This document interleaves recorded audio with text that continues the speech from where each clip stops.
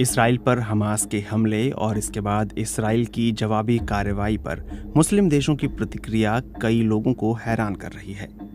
आमतौर पर फलस्तीन का खुलकर समर्थन करने वाले मुस्लिम देशों ने सतर्कता के साथ प्रतिक्रिया दी है और इन देशों का रुख बटा हुआ दिखा है। ज्यादातर इस्लामिक देशों ने खुलकर हमास का पक्ष लेने से परहेज किया है।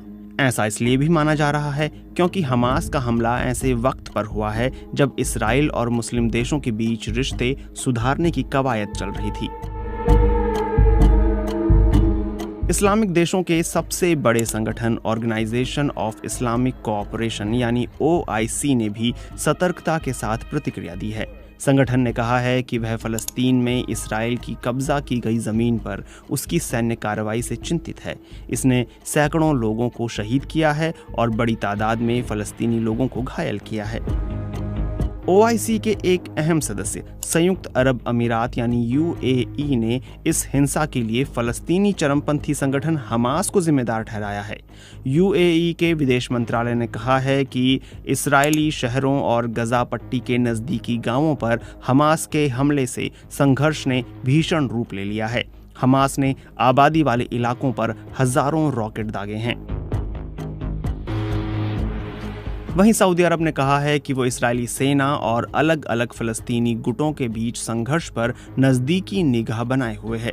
सऊदी अरब के विदेश मंत्रालय ने कहा है कि सऊदी अरब दोनों पक्षों से हिंसा छोड़ने की अपील करता है। इसके साथ ही वो दोनों ओर के नागरिकों की सुरक्षा बहाल करने और संयम बरतने की अपील करता है।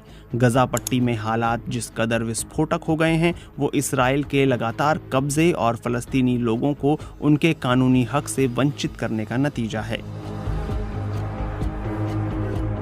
सबसे ज्यादा चौंकाने वाला रुख तुर्की का रहा है।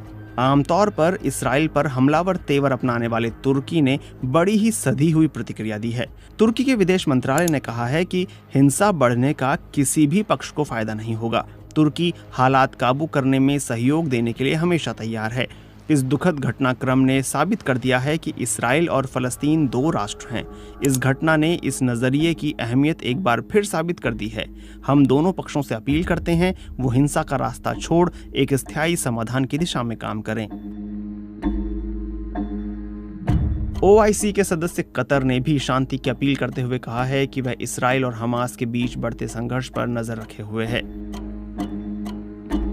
वहीं मलेशिया ने कहा है कि वो इस संघर्ष में हुई मौतों से चिंतित है।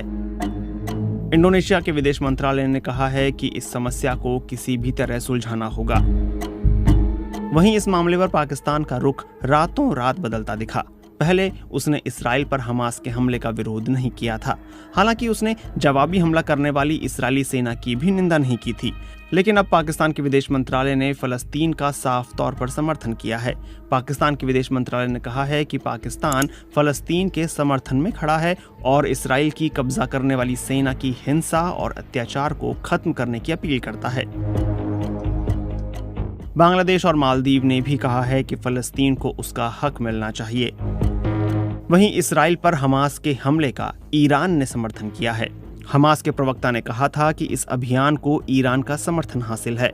वहीं ईरान के विदेश मंत्रालय ने भी कहा है कि हमास के ऑपरेशन अल अक्सा फ्लड रेजिस्टेंस ग्रुप और सताए हुए फलस्तीनियों की प्रतिक्रिया है।